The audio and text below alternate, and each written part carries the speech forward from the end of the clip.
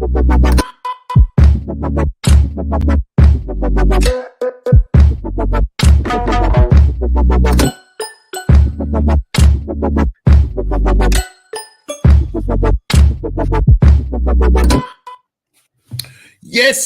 people, and welcome back to Normski TV, the What's Going On podcast. Please hit that like button, subscribe, and share if you are new. And thank you for those people that subscribe in the week. We're slowly getting there. But listen, I'm going to please ask you to push this around.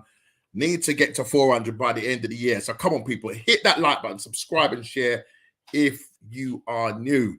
And listen, it looks like every ground that we go to, people, there seems to be a fire drill at about the 20th minute, the 16th minute. I don't know what's going on. I don't know, man. Is Arsenal coming there and starting fires in certain stadiums? Because lots of people are going for the fire exit, man. What is going on, people? Yeah, so please hit that like button, subscribe and share if you are new. And let me, without further ado, let's bring in Mr. Big D and Mr. Kofi Klopp. Yes, guys. What are we saying, man? People? Yeah, we good, man. Good. Doing well. Yeah, you don't sound. I'm not too sure. Do you sound a bit reserved, bro? Yeah. I want to say it with chest, man. You good? I'm good. It's the others, man. It's the others on the 300 grand a week and all that. It's them that ain't good, but me, I'm good. You know them ones. The others. You want the others? Boy, if I start calling, I'm going to be like Ollie and try not to call too many names in my interview. Oh, boy. On overlap, the man was revealing some stuff there. We're going to go into that. Great interview. Some real juicy stuff coming out of there. I didn't get to see the whole interview, but D, you might be able to enlighten us on that because he did reveal a lot. And you can have certain mans like Haaland, certain mans like Jude Bellingham. Yeah? Certain mans like Declan Rice. What's going on, bro? 20 million euros, you know, bro.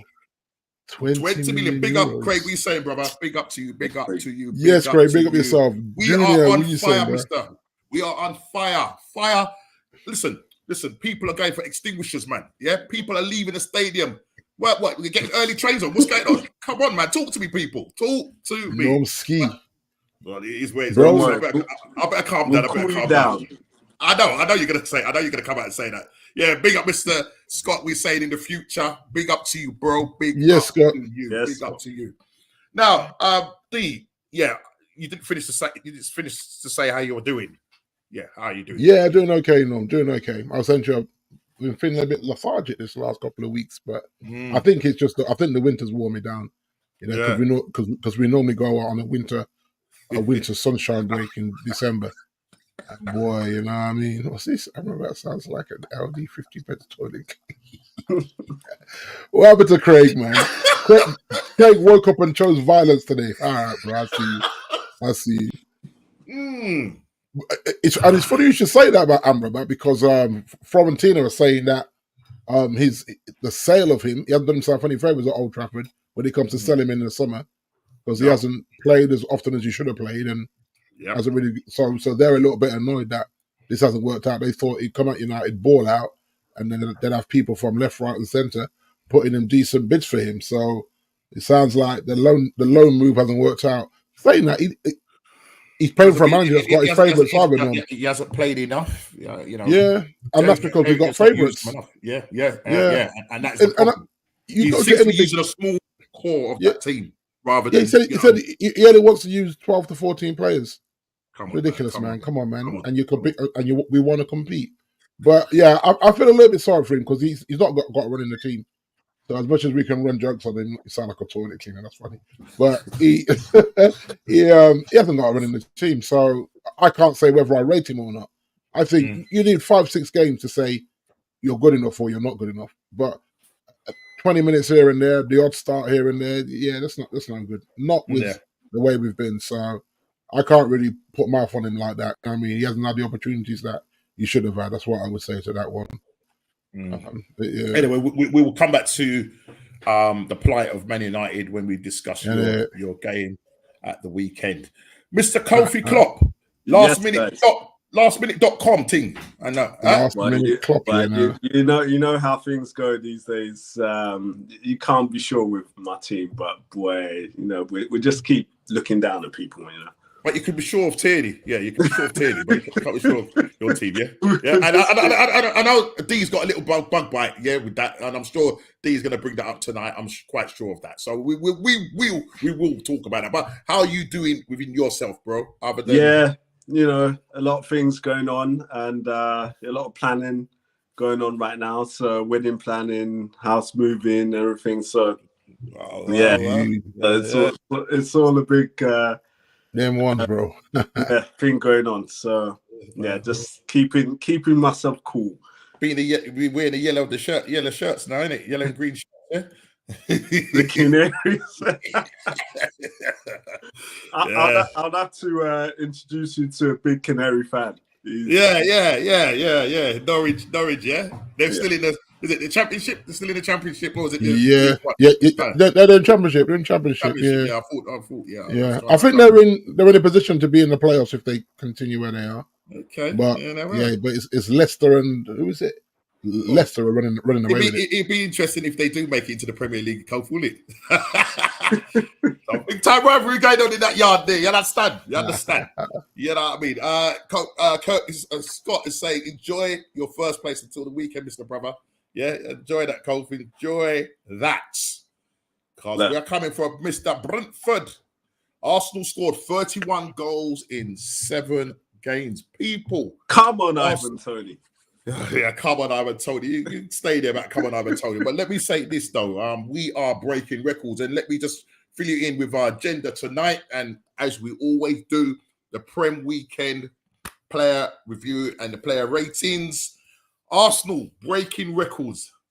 Are they a better side than last season? Guys, give me your thoughts on that. And we're going to look at a little bit of ref watch. Certainly going to be looking at a certain man called Tierney. Yeah, you know it go there. And then Rashford, spectacular, only to end in vain. We knew it was coming, D. And this other one. Do we really believe the Prem have somewhat special agreement regarding Liverpool and the league? I don't know. We'll ask the community. We'll ask the community, and we'll ask Mr. Big D. I'm sure he's got a lot to say on that. But listen, let's start off with this one from Craig, which is Arsenal scored 31 goals. Let me just give you some facts first of all. Let me talk about how great we are doing at the moment. We're breaking records. And our players, I don't know what's happened since we've gone to Dubai and come back. I've got certain mans calling me fickle. Certain man called Ian Harris. I've had discussions with the man. Said I shouldn't even talk to him because I'm a fickle Arsenal fan. Listen, until let me say this to you, Mr. Ian, if you're on and you're watching, until we lift that title, then you can call me whatever. Right? But right now, you're calling Mr. Fickle. Listen, I'm praising what they're doing right now. Fantastic. They're scoring goals. Yes, I was calling for a striker, and I will still call for a striker. And the reason being because at the start of the season, we weren't scoring the amount of goals that we're doing now. And I get it. We are now scoring. It's no point calling for a striker now because we ain't going to get one. Yeah, I know. I know you're listening, man. Yeah. You put your ears there, bro. Yeah, I knew you'd be on listening. Yeah, Mr. Fickle. You want to call Mr. Fickle? Call me Mr. Fickle. I don't business. Yeah. I don't business. Well, this is the thing, though, Norm. Like, this can't be in vain. Like, it can exactly. Thank you. 31 games in 7 cannot be in vain. You have to go and win the title. Exactly. Otherwise, if we don't win the title, D, you're going to become a meme again. Right, exactly. And meme. Right. So that's all I can say, man. To Mr. Harris. That's all I can say, Ian. Yes. Good evening, Ian. Good evening. That's all I can say. Like the form is beautiful. You're playing some excellent football. You're slapping goals for fun. But if at the end of the season, there's no red and white on that trophy being lofted into the air, it don't matter, does it? No one cares. That's the truth. Right. I mean, no one cares. But then the thing is, if you guys take it to the last game of the season, then... And I think it goes there, Kofi. I think it goes there. I've got to say that you guys have really put up a fight then. Because obviously, you've had that consistency. Yes, static. Big up, yeah. Say it again, sorry, Kof. Go on. I said you've had that consistency over the last 2 months. So you got to be impressed with the fact that you guys sustained it. Yeah, listen, a lot of people was writing us off, for this season because they didn't think we could continue and sustain it. And look, to be honest, at the start of the season, we was playing this slow, controlled football. And yes, some wins we were getting weren't convincing wins. But listen, we've scored, as you said, 31 goals in 7 games, but we're still third. Yeah, we're still third. At the end of the reality, the table speaks for itself. We're still third. Possibly this weekend when we play Brentford at home, this is possibly another record that we could break. 8 games in a row. Can we now put another 4 or 5 past these guys? So it's going to be a lot tougher than Sheffield United, who didn't offer nothing. You had their fans leaving on the 16th. They had to hook one of their players on the 16th minute because you know what? No, I couldn't believe what I've seen. If you look at that, right, I thought that was mad disrespectful. Because this is a team effort getting slapped, not one player getting slapped. And to pull him after 16 minutes, for me, I'll just tell him, you know what, don't play me again. End the season, I'm gone, because you're getting relegated anyway. Honestly, I would. I'm that much of a maverick when it comes to disrespect, because you've got to give the man 30 minutes. After 30 minutes, if you think this is the player that is costing us the goals. He was probably, do you know, I because my head was all over the place. Because my head was all over the place, I didn't have time to celebrate. I just did not have time to celebrate with the goals. Listen, let me just read some facts here. Let me just read. I thought I'd write. You know how it goes, D. You know, I know you like to. It's a lot to write things down, man. Just as Status says, facts. 3rd place. It should have been avoided if we had won those games against Fulham, West Ham. Come on, we would be sitting top of the league right now. But it's those 2 games, before the start of the turn of we lost to Fulham. That was our last game we lost. In December. Come January, 7 games on the bounce. So let me just read this. It goes, since the turn of the year, Arsenal scored 31 goals in 7 games. That's 7 straight wins. Right? We've got a plus 45 goal difference. We've scored 68 goals, the most in the league. We had the best defense in the league, 23 goals conceded. Right? Sheffield United, who are disgracia. 72 goals they've conceded. All right, they may not be the worst in terms of points tally, because Derby, I think 2008, 2009, I can't remember, they only scored 11 points. So you can imagine they were bad, But listen, they've got a goal difference of minus 50. Worst team right now in the league. They should have just, as I said, when the fans were walking out, they should have walked off the pitch and just forfeit the game. God, it was terrible. Absolutely terrible. Now, let me finish. As I was saying, I like this. You won't like this stat, D. Go on. Right? Last 7 games, we've scored 31 goals. That's 6 goals less than Man United have scored all season to date. Are you hearing me, bro? Yeah. Mikel Arteta men become the first side to ever win consecutive away games in the Premier top flight by 5 or more games, scoring 17 goals in our last 3 games. Absolutely. All right. So and what I'm saying is we're breaking records. But at the end of the day, Mr. Ian Harris, it's no good breaking all these records. Yes. Yeah. Right. Fair enough. Yeah. We're doing it without a striker, and brilliant. Yeah, we're starting to create chances. Listen, in our 7 games that we played this season, we've only faced 7 shots. 7 shots. That is crazy compared to Man United. In 2024? In 2024. Right. 7 shots. I think we're averaging 22 a game or something like that. Yes, right, my friend. I'm not saying they're all on target, but we're giving away. But you're giving away. Just say we're giving away 22, and at least 12 to 13, if not 14, are on target. So it's yes, Joe, what do you say? No, between you and the kids.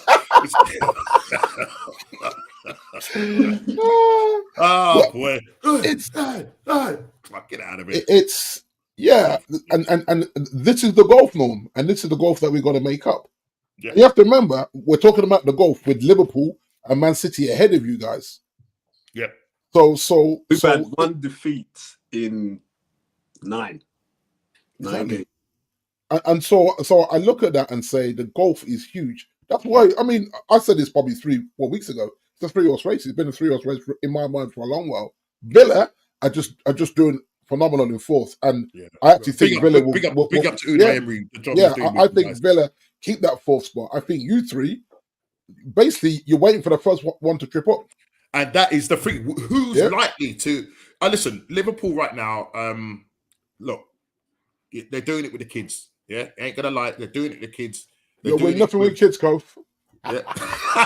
Yeah, I think Alan Hansen once said that, didn't he? You win nothing with kids. Did, and I think he was talking. About our kids. We've got players coming back. They're coming. Yeah, listen. Mo Salah. I'm running jokes, Kofi. I'm running jokes, man. I'm running jokes. Mo Salah looks like he's returned to training, which is really good timing. Obviously, Darwin Núñez. I think, look, when it comes to your game, we will talk about that game at the coming weekend. That is a massive game. The Super Sunday, Liverpool host Man City. And for me, at Anfield, no. At Anfield. Ooh. So they've got that 12th man. They got that 12th man. This is Anfield. Yeah. Full capacity stadium.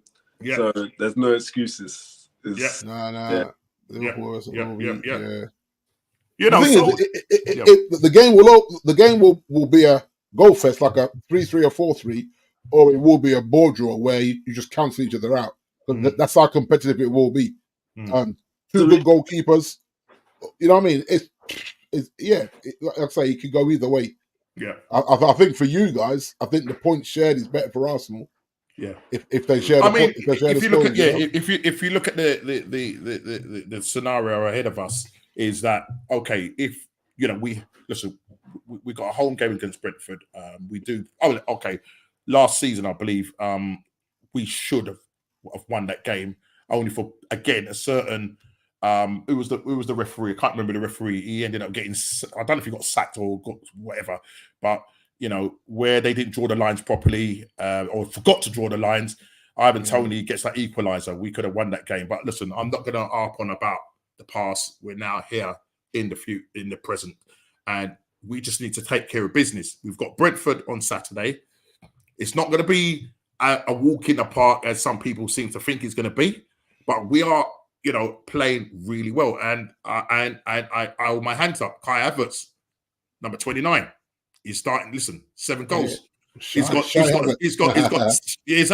a GA of 10, 7 goals and 3 assists. Yeah. He's now matching Maddison. Now, Maddison, people are big at saying Maddison is better than Kai Havertz, and probably he is. But right now, he's matching him. I think Maddison's got 3 goals and 7 assists. Yeah, but I'd rather the goals, in terms of the goal tally side of it. Do you know what I'm going to say? Yeah. But the thing is, you've had to give him time to fit in because obviously, he's played in the Premier League and he's played for Chelsea, but I mean, Arsenal's way of play is slightly different. So, yeah. So I mean, it's good to see that he's coming through, but he hasn't really got a full position in the team. Like, what is his favourite position? We don't know it. Yeah. Well, let's just put this to bed. Yeah, the only place that guy can play is up front. It's as simple as that.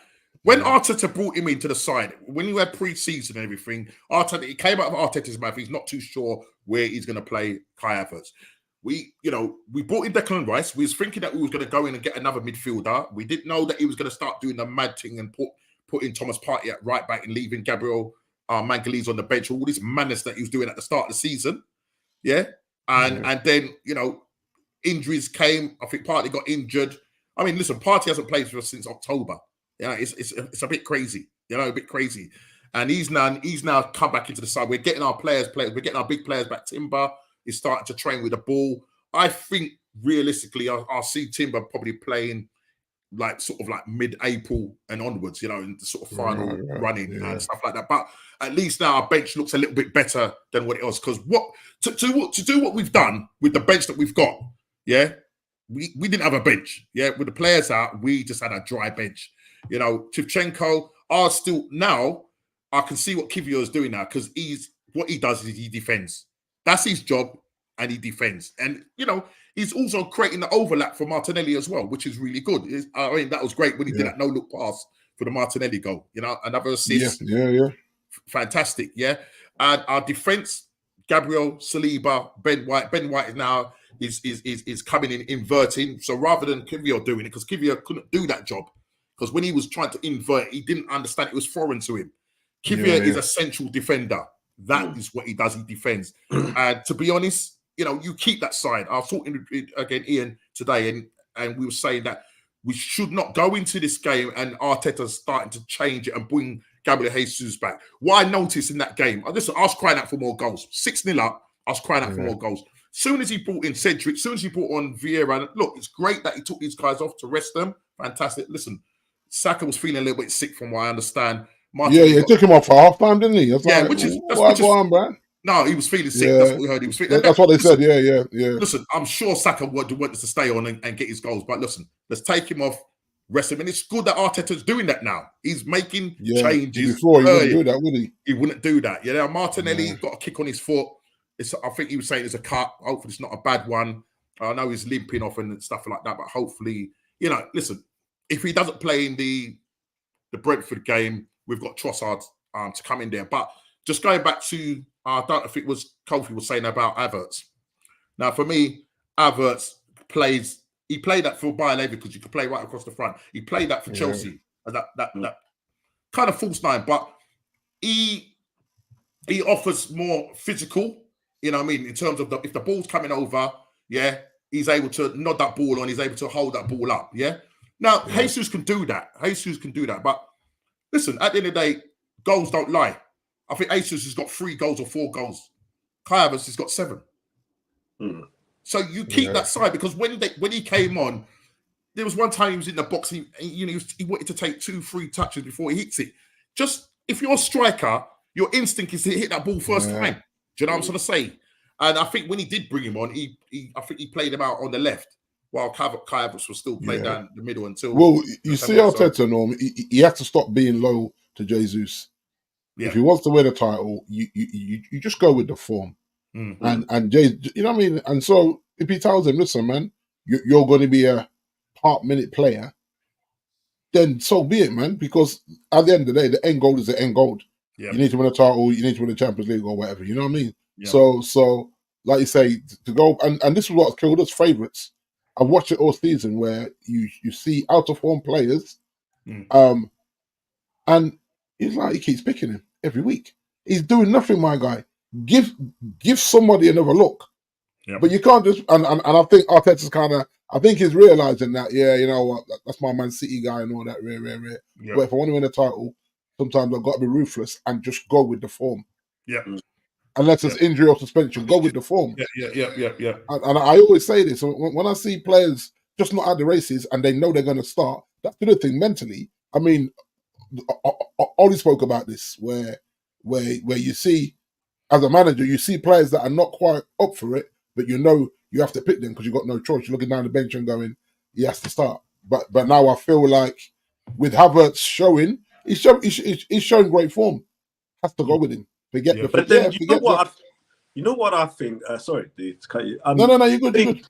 I've seen Havertz taking up better forward positions than Jesus does.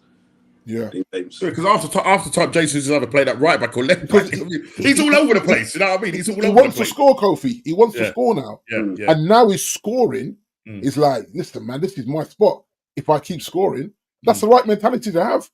Then drop me when I'm not performing.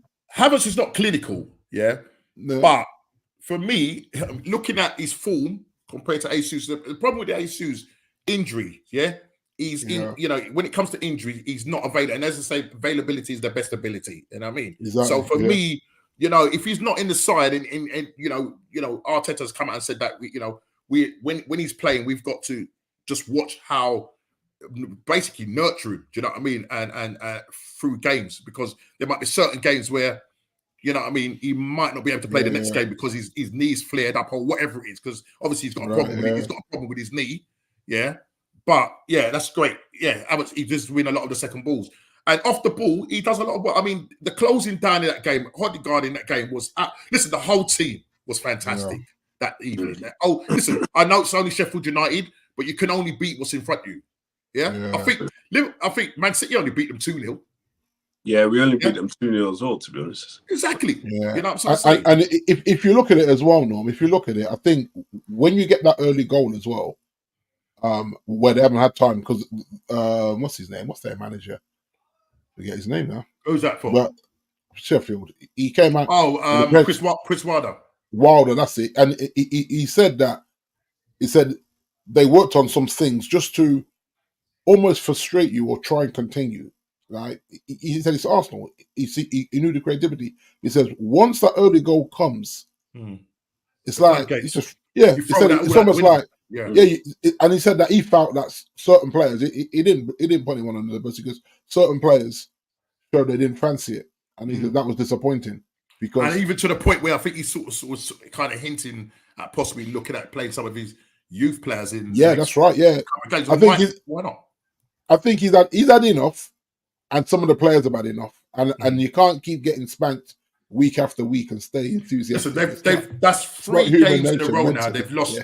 That's 3 games in a row. They've lost by more than 5 goals. Yeah. And if he's conceded, and I think he did kind of concede, Norman, that we're pretty much done out here in terms of Premier League survival.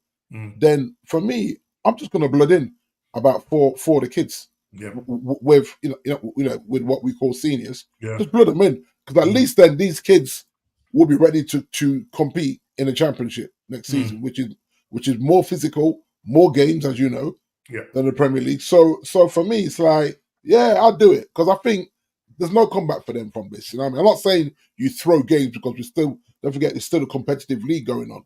But it's in terms of their survival, it's over.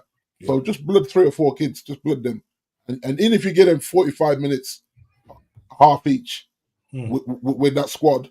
Just to let that squad know that the Deadwood, these lot are here to replace you if they play well in this last 10 games or whatever it is to the run-in. So it's going to be interesting to see if he just does that, Norm, and says, I'm going to bring some kids in here, give them both 45 minutes, half, and see how they get on. Because at least it's against competitive Premier League opponents. Yeah. That way, going down the league, they're like, listen, man, I got some good Premier League minutes in the last 10 games or 11 games of the season. And here I am looking to get a starting spot. I remember when they came up, I mean, in terms of their spend, they sold their best player to Burnley. So, rivals, and now the two ain't. They're both going down by the looks of things, don't they? You know what I mean? I mean, it's unfortunate, but unfortunately, Vincent, you can't come up and continue playing that same brand of football you're playing in the Premier League without spending money. Without spending the money. And I think, what is D? Do you blame just talking about Burnley? Do you blame the owners, or is it the fact that they're thinking, well, listen, we're going to come up, give it a go, and then go down with that parachute payment, and then maybe will they spend again? Because what is the chances? Listen, the Championship is a hard place to get out. Do you know what I mean? And I'm sure they don't want to spend. They don't want to be down there for another couple of years. So, do you think that was what was on their mind when they first came up, because they didn't spend at all? Yeah, and that's why I said months ago, like, there's no point firing him, because I do believe if he had spent, and when I say spend, if he brought in 4 or 5 players between the 2 windows, I do think he would have tried to play a different type of football. But I don't think he can change the football with that particular team. So he's kind of stuck with it. So he's not spent no money. You're stuck with the style of play. And then, so he's almost saying, well, fire me then, because you ain't gave me the money. So this is the style of play that they're used to. But maybe I can't adapt it unless I get better players. You know what? I don't get the. I mean, I was a little bit worried at the start of the season when he wasn't winning their games, and I was thinking, will they pull the trigger? Yeah. For them to stay with him, I think they've got trust in him. I think they will look at that and sit down and say, you know what? If he does get the right kind of players in, we'll give it another crack next season, and hopefully this time try and stay in the Premier League with a new set of players.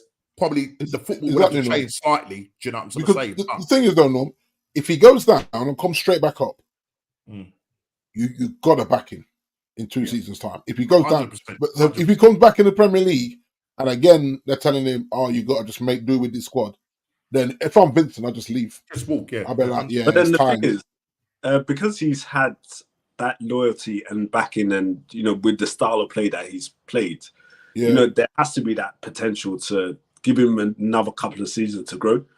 because he's a young man. But this is what I'm saying, Kof. If he goes down this season, which we think he will do, and he comes straight back up the next season, and they don't back him in the summer, if I'm Vincent, I'm walking. Because it's the same old, same old. Do you want to be the club that just goes up and down taking yo-yo payments, or do you want to stay in the Premier League and get some foundation of being a team that can mid-table and have a good cup run? If he just keeps going up and down, he's going to say, someone's going to come in for him. Someone said, well, you know what? Let's give Vincent a look. You know, a mid-table Premier League team may come in for him. And so for me, I don't think Vincent goes down, not spend any money, come straight back up, and in the summer, they're like, listen, Vincent, see what you can do. I think he'd just say, nah, I ain't doing this again. There comes a point where mentally it will be just shot. Because he's the one in front of the cameras every time they get slapped, justifying, well, this is what they play. I need other players to play a different, more expansive way of football, whatever. So for me, it's like back him. If he goes down and comes back up, back him in that summer. Yeah. Otherwise, he'll be in his right to say, I'm going to look elsewhere. Because I think he's learned enough from playing as the captain under Pep.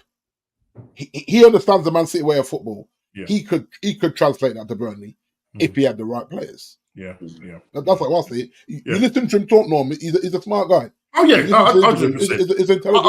I do think I'd be surprised if they do sack him. And I know it sounds crazy because they're sitting second from bottom, but I think that they as you said, D, if they go down, they're going to go down with a big parachute payment. They're going to have to spend some money. You know, I think they're going to go down with those same players, right? Now, I don't think those players will get sold on because I think they could be good enough to get them back out of the championship. Back up again. Exactly. Back up again. But come the summer, if they do that, owners got to back him. And unfortunately, those players, a lot of them, it'll probably be a big, you know, like what Nottingham Forest did, just brought in loads and loads of players. You know what I'm going to say? 40, I mean, look, they've ended up staying in the Premier League now. This is their second season in there. So, and it looks like they're going to stay in there for a third season. So Burnley must look at that and think, okay, do you know what I mean? But the only problem with Nottingham Forest, obviously, because of this, they've got that thing hanging over them, the FFP or the sustainability sustainability rule thing hanging over them. There's a possibility that they could have points deduction. So all of that is going to be playing out in their minds because they did spend an awful lot of money and brought in an awful lot of players, and you know it's resulted in them, you know, spending more than they're actually bringing in. But look, just coming back to Arsenal. At the moment, we are playing a brand of football which is really good. It's good to see that we're scoring goals. And if we can sustain that, are we good enough then in 3 weeks' time to go to Man City? Yeah, look, Man City can be got at, yeah? We're not going to match them for football, but there's a certain way that you play against them, yeah? And you can hit them on the break, yeah? We've got the best defence in the league, right? So you're praying and hoping that I think for Arsenal, it's this now. Yeah. Last season, they would have seen that. Last season, they would have thought, listen, we spent 93% of that time up at the top of the league, only to fall off at the end of the season. Right. Some people are putting it down to the fact that we lost Saliba, we lost key players and that. Yes, I get it. But look what we're doing now. We've lost. I mean, all right, our defense has been good. But in terms of the midfield, and we weren't.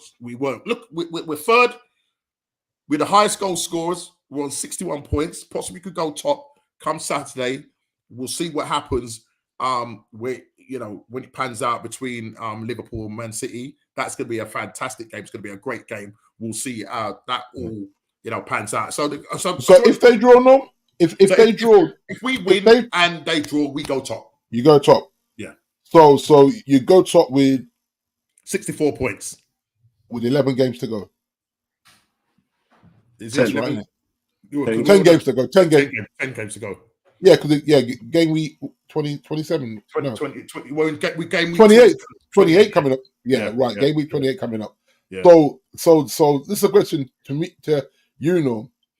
Would you rather not be top until game week 36? Because I think mentally it does something, which you guys found out last season. So if they draw at the weekend and you go top, then they say, right, we're gonna chase down Arsenal now, rather than the other way around. I think mentally, psychologically, you make a very good point, and this is what I'm saying now is that Arsenal are now going to have to switch on mentally now, because if we do go top and we end up being top come before the international break, we've got there's going to be 3 weeks until we play Man City. As Craig says, we've got to go there and win if we want to win the league. Is that a 2-week break, Norm? 3 weeks. We don't play for 3 weeks. It's a 2-week break, but we don't play for 3 weeks because Chelsea. I hate internationals, you know. You know what I mean? So I think that's going to have an effect because obviously that momentum.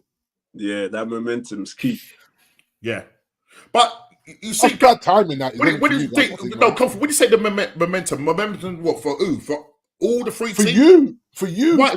I don't know why. Why? No, because you have to go to the Etihad and prove yourself. No, but what I'm trying to say is, okay. Well, we've got momentum. Listen, what I'm trying to say. We've got momentum. Yeah. We've just won right now 6 of them. We got and the chances are we're going to beat Brentford, right? So we're going to be on a high and all of that. Are you saying then? Because remember, in between that, there's going to be FA Cups being played. Yeah, but no, I remember Ferguson saying this. He said that when you got your tails up, the last thing you need is a break. But Man City. What I'm to say, Man City have got their tails up. Liverpool, not really. No. If you look at it, right, I think that Arsenal we're playing the best brand of football right now. Yes, exactly. And so I look at Liverpool. There's a little bit of disjointedness, but you're getting it done. Whether it's last minute, whether we agree with last minute or not. If you look at Man City probably should have slapped us about 7-1 on. But they were frustrating themselves. They got angry at the Rashford goal when they're at home. It's a goal that if he tried that 10 times, he scores it once, maybe twice. So it's not like, oh, we outplayed them while we were 1-0 up. So I think when I'm looking at all the football, Arsenal are playing the better football out of the 3, even though you're third. That's just me looking in as a neutral, right? Yeah.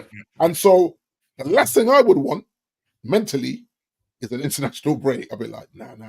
We're rolling, man. What is this? I hear what you're saying, but you know what? Yeah. You know what? How I would substitute that? Go on. They need to go back to Dubai. Yeah, go back to Dubai. Yeah. Well, not that. How many of your guys will be away now?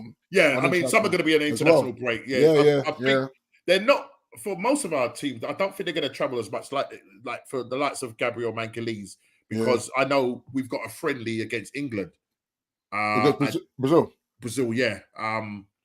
But I don't know whether they're doing anything, outside in South America or whatever. That I'm hoping that they don't have to travel too much. With the traveling and everything, it does bring a little bit of fatigue and stuff like that. So I'm hoping that there's not too much traveling going on. But and the international break is friendlies. I'm sure it's friendlies from my understanding. The lead could swing again because we play before you guys on that Sunday. All right, yeah, that's right. So who are you playing? So we're playing Brighton at home. Oh wow! Right, yeah. That's where the pressure comes. This is the problem. And the psychology. And the thing is, because you're getting back players as well, you should beat Brighton at home. And the thing about it, that's what I'm saying. If Liverpool win their game on Sunday, Super Sunday, all right. If they win their game against Man City, if you look at Liverpool's running, I mean, they've got 3 home games, and those games after Man City, 2 games after that, they're winnable games. Unless, but then the thing is, it's Liverpool we're not playing great, and we're playing a mixed team. So I don't know whether it's sustainable. And Alisson's not back until April. Well, yeah. I mean, look. Let's move on to Liverpool. 99th minute, man. Them, yeah. Darwin Núñez coming off the bench, and scoring the winner. A certain Paul Tierney. Some people are trying to blame it on him that You know, if you drop the ball in the right place instead of giving it back to Kelleher, it could have been a different outcome. Now, look, I'm not saying that is the case because at the end of the day, Nottingham Forest needed to defend that box better than that. Yeah, they had the chairman coming on the pitch. There was all kinds of madness going on, but the rule is the rule. I think D, you sent something on the chat that about the VAR. No, yeah, but this is where you want the VAR to say it was a monumental mistake by Tierney for what he did. Kofi, it was a monumental. I agree. And let me just before you say anything, let me just read what I put in on our agenda. I said, do you really believe the Premier League have a somewhat special agreement regarding Liverpool and the league? No. Chat, can you talk to me, please? Guys, these guys are winning teams in the last minute and that. Is it sustainable? This is the thing. And I know D had a bit of a rant on our chat. And before he has his rant, let Kofi, what you got to say, bro, concerning that game, Nottingham Forest, getting it, the goal in the 99th minute. And everybody can make mistakes in the highly, chaotic game. Charged game, yeah. Everybody can make mistakes, but he should have gone to the fourth official and said, Tierney should have gone to the fourth official and said, what was the last check on who? Now, listen to this, yeah? They showed some footage. I don't know if you saw it, D. They showed some footage with Nuno, with the fifth official, whoever it is that was at the board, yeah. Anthony was walking down the line, and saying that he was trying to indicate that the ball needs to be a drop ball and given back to Nottingham Forest. Right. By that time, Nottingham Forest had gone back and set themselves up, yeah? And you could see him talking, and all of a sudden, it's like Tierney just, well, it's done now. And he walked back down there and carried on the game, all right? But no. Why didn't he? I don't care if they all went back to the side. Pull them back, bring them back. I've seen it where, you're taking a free kick and they've taken it the wrong place. He pulls it. No, right. Here's the drop ball. But why didn't the players indicate that we had the ball at that time? Say that again. Why didn't the players? The Forest players. Yeah, because they were satisfied with the fact that let's play the game. But the fifth official was indicating to them that the ball needs to go back to the Forest player. You see the footage. But I think just ignored him. But this is the thing. Tierney has the earpiece in from VAR. Oh, sorry. Jay said the same thing happened in the first half. He did it twice in that game. There was a similar incident. Yeah. So you're looking at it and saying, like, unless something major happens, VAR are choosing, and that was major, and they're choosing that it wasn't major enough. Because how often this season have we heard the release footage where it's delay, and the game is stopped, and they go back and do that? You have to do that now. There's too much at stake. Liverpool are trying to win a title. Forest are trying not to get relegated. So it's delay. And you go check out that and say, actually, drop ball to Forest. Yeah, we've looked at it, we've wound back. And they're not doing it. You can't pick and choose when you do it. And I think this is what's making it murky. Because now it looks like, it's Klopp's farewell tour. Yeah, let's push him over the edge and let's get him that title. And that's what people will say. They'll say, Kofi, you won a title, but there's an asterisk over it. And they'll say, the Forest game. And they'll go back to moments where they feel like teams got ripped. That's what fans do. They will. They will. They did it. They did it in the pandemic as well. You only had a good home record because there was no one in the stadium or whatever. Not us, but with Ollie, he was good away. He was good at home because there was no fans in the stadium.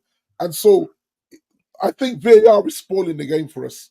And the VAR has to help Tierney out. Now, if Tierney is like pulling his earpiece out, he clearly don't want to listen to them. And then you got to check his character as a neutral referee. Neutral being the operative word there. Because sometimes you're seeing stuff and you're saying, he's got a bet on here. That's what it feels like. It feels a little bit dodgy. And VAR should have rescued him. For his punishment and sins, he's now doing the VAR on Saturday for us against Brentford. Is he? You can't make it up, can you? This man better come correct. That's all I'm saying. And I watched an interview with one of the retired guys, the Baldy brother, I forget his name now. And Mike Dean. Yeah, and he said, yeah, he's had a bit of a howler there. Now, if they're saying that and they know that, put him to sit for a few weeks. It says it's refereeing. He's broken the refereeing rules or whatever it is. Yeah, and he's made a monumental mistake. Monumental.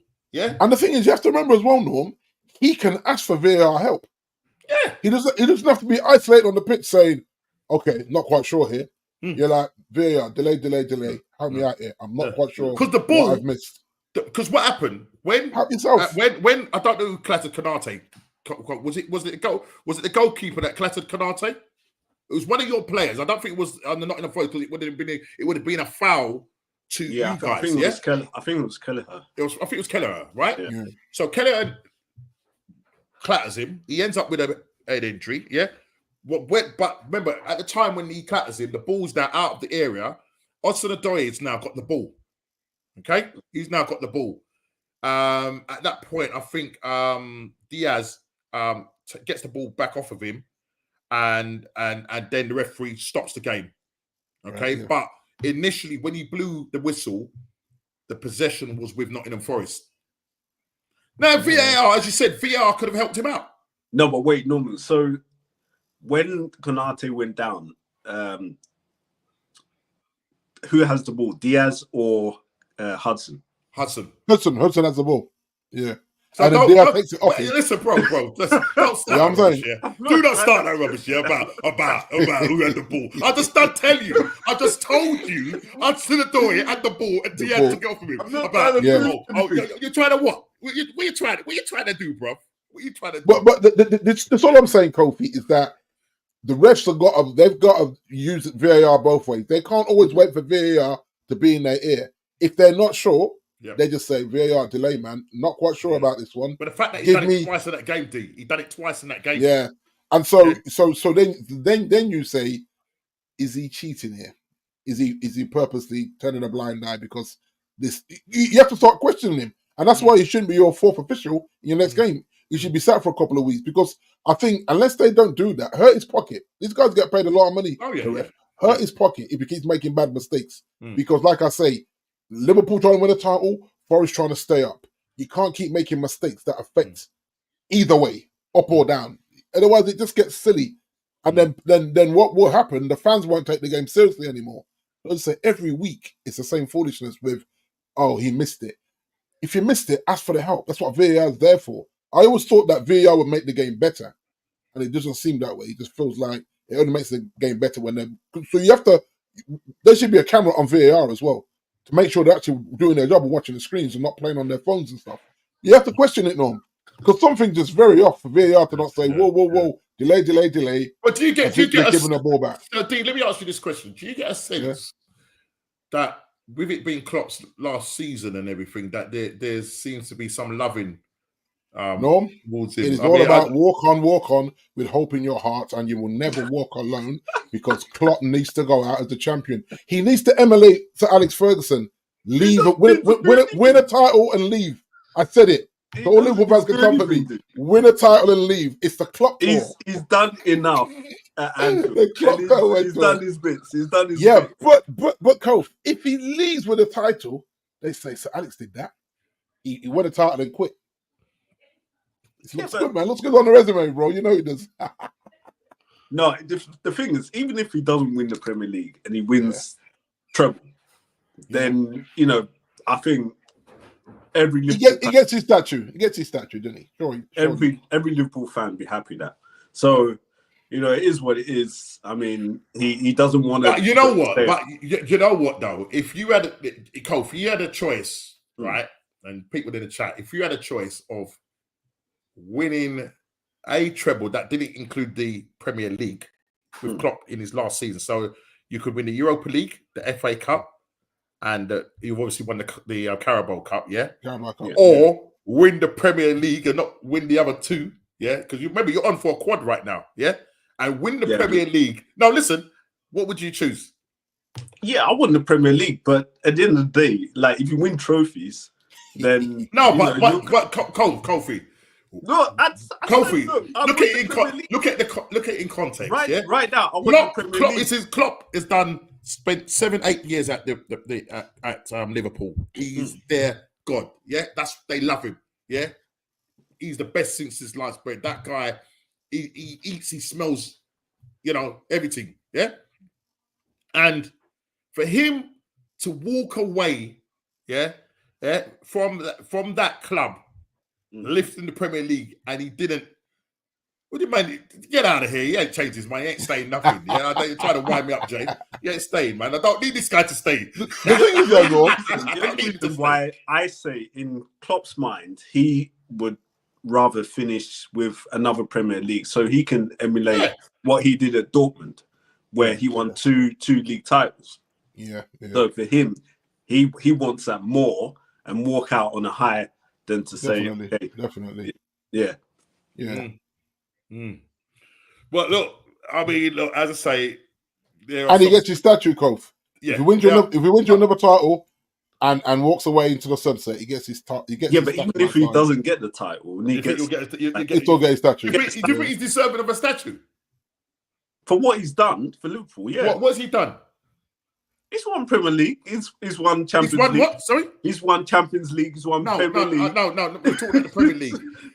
Did he say he's won Premier Leagues? Plural. He's won the Premier League. He's won the Premier League. So do you think that's enough to give him a statue? Well, from where Liverpool were. No. Is that enough to give him a statue? Oh, come on. I think it is, no. I think if you bring a club... Why? One Premier League. One Premier League. Liverpool were in the mud. That's what I'm saying. He brought them from the wilderness to be competing with City. Okay, can I ask a question? If Arteta wins the Premier League, does he get a statue? Give him a statue. Yeah, give him a statue. No. Give him a statue. No. What, after because 20, I'm sorry. 20 years in the wilderness, Norm. Norm, 20 years in the wilderness. Listen. Give the man a statue, bro. You have to, Norms. You have to. Same with Liverpool. 31 years in the wilderness. He gives you a title. Yeah, bro. Your statue's going up next to Dalglish or whoever's got one out there. I don't know. That's the truth, Norm. Because it's like dark days. This is us now in dark. We're 11 years in dark days. I think whoever comes and brings United the title, I think by default they're getting a statue outside Old Trafford, whether it be the new Old Trafford or the old one, because it's like we're in the doldrums, we're in the dark place, man. And I think that long, 20 years for you guys, 30 years for Liverpool. I just think a manager comes in and gets you to the promised land, get a man his statue, man. He's earned it. I mean, listen, I think we're a little bit too. What's it name? Generous when it comes to giving out. You think certain legendary status or what it is? Because look, I get it. I get why Wenger got a statue.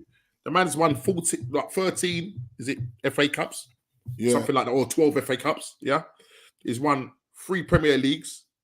Yeah, he's gone unbeaten a whole season, and to see where Arsenal was and to see the sort of football, yes, he deserves a statue, but.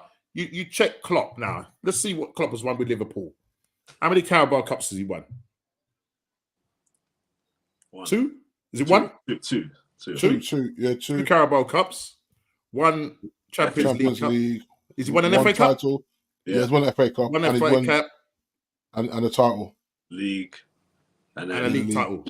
Yeah. So 5 trophies for Liverpool. And you think, listen, he should only, if the way I look at it, he's probably just getting a statue because of sentiments, because of the pool that you have and the connection that you have. No, but then it's not if it was based on what you've won, yeah, I get it. All right, yeah, you've not won a Premier League in 30 odd years. And listen, it's about as Lee said, in 2020, it does come with an asterisk over the top, you know what I mean? So look, the thing is, like, if Liverpool were at the point of going into administration. Yeah, fair enough. Yeah. So if you get from there to but when they were going into administration, that wasn't when Klopp was there. No, but it still left us in a dark place. And the thing but Coach, that wasn't down to Klopp, man. That wasn't down to Klopp. No, of course it wasn't. Yeah? But he has to bring because them what's name nearly got into the Holy Grail. Yeah, The guy that's at Rodgers, Brendan Rodgers nearly got you. Was it Rodgers or trying to paper over cracks? What's it about? Rodgers, Benitez? I thought Benitez nearly got you to a title. No, Brendan. No? Rodgers. It's Brendan. You know, that day when Gerrard slipped in. Yeah. What the Slippy G? Slippy G, boy. Remember that? That was a wild one, wasn't it? Yeah, and you had bands like the three. What was it? The three S's: Sturridge. Sturridge, Suarez, and Sterling. Yeah. I get that. But look at what Rodgers had to work with. He was like papering over. Yeah, but what I'm trying to say, Rodgers has taken you from that dark place to nearly winning a title. He got then sacked, yeah? So all that's happened is, all right, the team that Klopp took over wasn't the best team. If you look at that team, wasn't the best team. Of course. Yeah, because he had to literally do a clear out because of the type of football that he wanted to play. So I wouldn't say that Klopp took you from a dark place. He just picked up and said, listen, I will win you the title, yeah? He didn't do it straight away, but what he started, at least, I think he finished out of when he first took over, he finished out of the top four, didn't he? I'm trying to think if he finished out the top four. Yeah, I think he did. In the first season, I think he did. Yeah. Yeah. But he'll say he was rebuilding them. Yeah, that he was trying to literally cut that squad in half. If Liverpool had Pep at that time, we would be in a better position, knowing that. But the thing is, Pep wanted money to build the squad. Yeah. And I don't think. So what you're trying to say basically is that you didn't have the money to build a squad. No, he's had enough money. I know he has. He's not had the amounts that City would have. Yeah. He's not had the amounts of City or Man United, no. So or even where would he finish if he had that amounts of money?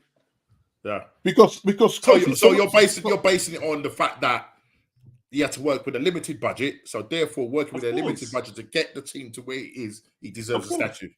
Of course, I think. And if you look at that, he had to sell a good player, didn't he? He doesn't sell Coutinho, and he still has money to get Alisson, Van Dijk, Salah. No, Salah was already there. No, Salah was there already. Alisson, Van Dijk. We win the leagues.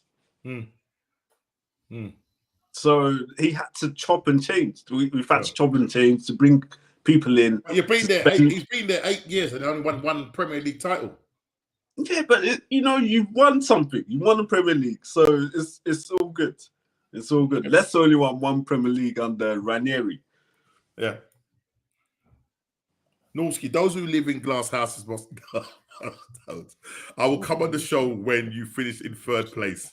Okay, that's our promise, is it? Jay's coming with the smoke today, man. Oh my goodness, I love that. She's not liking what I'm saying tonight. Yeah, I might not get no dinner. I might not get no dinner tonight. If Klopp collects a treble, then fantastic. I would say hats off to him. He's done well. He gets his statue, Kofi. If he does, if he gets a treble this season, regardless of what treble it is, he gets his statue. Trust me. But just before we move on to Man United, who now comes in and replaces Klopp? Because there's a likelihood that you're gonna miss out on Alonso because he's already in talks with Bayern Munich. De Zerbi could be the man. Tommy T's available. Tommy T's available. With Thomas Tuchel, I mean, apparently he broke his toe. Yeah, having a go at the Bayern Munich mans before the Lazio game, and look what that done. Yeah, so I think mans need to, you know what I mean. Certain managers need to start to flex up and start kick a few doors, break their toes, and maybe you'll see a change in the way he needs to learn to wear steel toe caps to work, bro, and then he'd be good. You know what I mean? Kicking the door in his trainers. You know what? Thomas Tuchel will probably give Liverpool a slightly different perspective than Klopp, but you still have that German thing going on still. Like that guy doesn't mess around. He's got fire in him as well. So I think he's better suited for, and he has experience. He's won, and he's managing the Premier League. You know what I mean? So I mean, listen, it could be a tussle right now.